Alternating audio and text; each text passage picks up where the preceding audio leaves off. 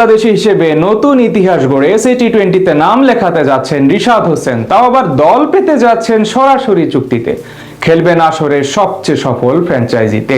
বিষয়টি নিশ্চিত করেছেন খোদ ফ্র্যাঞ্চাইজিটিরই কোচ। ফলে টানা দ্বিতীয় আসরের মতো বিপিএল খেলা নাও হতে পারে রিশাদের।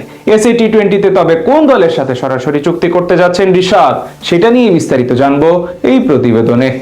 বিগ ব্যাশে আলো ছড়িয়েছেন, পাকিস্তান সুপার লিগেও নাচিয়ে ছেড়েছেন বিশ্ব সেরা ব্যাটারদের। এবার সেই রিশাদ হোসেনের সামনে খুলতে যাচ্ছে নতুন এক দরজা। শুধু নতুনই নয়, বাংলাদেশের ক্রিকেট ইতিহাসে নতুন এক কীর্তিও গড়তে চলেছেন টাইগার এই লেগি। ফ্র্যাঞ্চাইজি ক্রিকেটে বাংলাদেশের নতুন এই ফেরিওয়ালা এবার খেলতে যাচ্ছেন দক্ষিণ আফ্রিকায়। নাম লেখাতে চলেছেন এসএ টি-20 মঞ্চে, তাও আবার ড্রাফট থেকে নয়।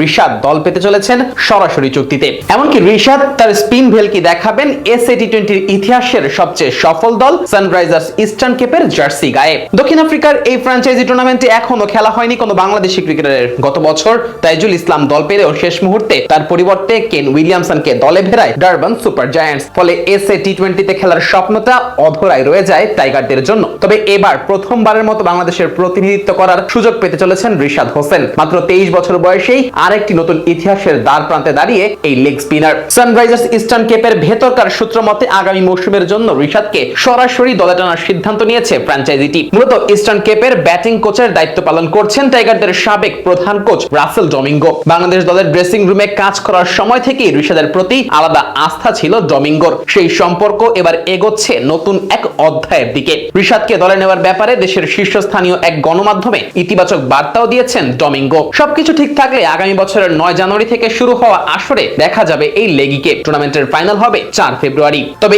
এসএ টি-20 খেলতে গেলে আবারও বিপিএল মিস করতে হতে পারে রিশাদকে। গত মৌসুমেও দেশের সবচেয়ে বড় ফ্র্যাঞ্চাইজি আসরে দেখা যায়নি এই লেগিকে। তখন রিশাদ ব্যস্ত ছিলেন অস্ট্রেলিয়ার বিগ ব্যাশ লিগে হোবার্ট হারিকেন্সের হয়ে মাঠ মাতাতে। গত 1-1.5 বছর রিশাদের উত্থানটা হয়েছে ঝড় গতিতে। আন্তর্জাতিক ক্রিকেটে নিজের সামর্থ্যের প্রমাণ দেওয়ার পর বিদেশি ফ্র্যাঞ্চাইজি লিগগুলোতেও রিশাদ দেখিয়েছেন বড় মঞ্চের চাপ সামলানোর ক্ষমতা আছে তার। 2025 পিএসএল এ লাহোর ক্লান্ডার্সের হয়ে মাত্র 8 ম্যাচে নিয়েছিলেন 12 উইকেট। দারুণ বোলিং এ ব্যাটারদের মাথা ব্যথার কারণ হয়েছিলেন এই লেগি। সেই সাথে সেবার লাহোরকে শিরোপা জেতাতেও রেখেছিলেন দারুণ অবদান। এরপর আসে বিগ ব্যাশ। অস্ট্রেলিয়ার ব্যাটিং বান্ধব উইকেটেও নিজের জাদু দেখান রিশাদ। হোবার্ট হারিকেন্সের হয়ে 11 ইনিংসে 15 উইকেট নিয়ে টুর্নামেন্টের যৌথভাবে সর্বোচ্চ উইকেট শিকারী স্পিনারদের একজন ছিলেন এই লেগি।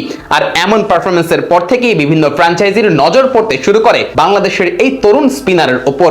ক্রিকেটের ছোট্ট সংস্করণে এখন ম্যাচ উইনারদের চাহিদাই সবচেয়ে বেশি, যারা কিনা মাত্র কয়েক ওভারের মধ্যেই ম্যাচের মোড় ঘুরিয়ে দিতে পারেন।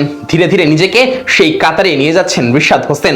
এসএ টি-20তে রিশাদের এই দল পাওয়াটাই প্রমাণ করে বিশ্ব ক্রিকেটে তার প্রভাব এখন কতটা। সেই সাথে দেশের ক্রিকেট যে দিনকে দিন উন্নতির সর্বোচ্চ শিখরে উঠছে, সেটাও বলা যায় একেবারে নির্দ্বিধায়।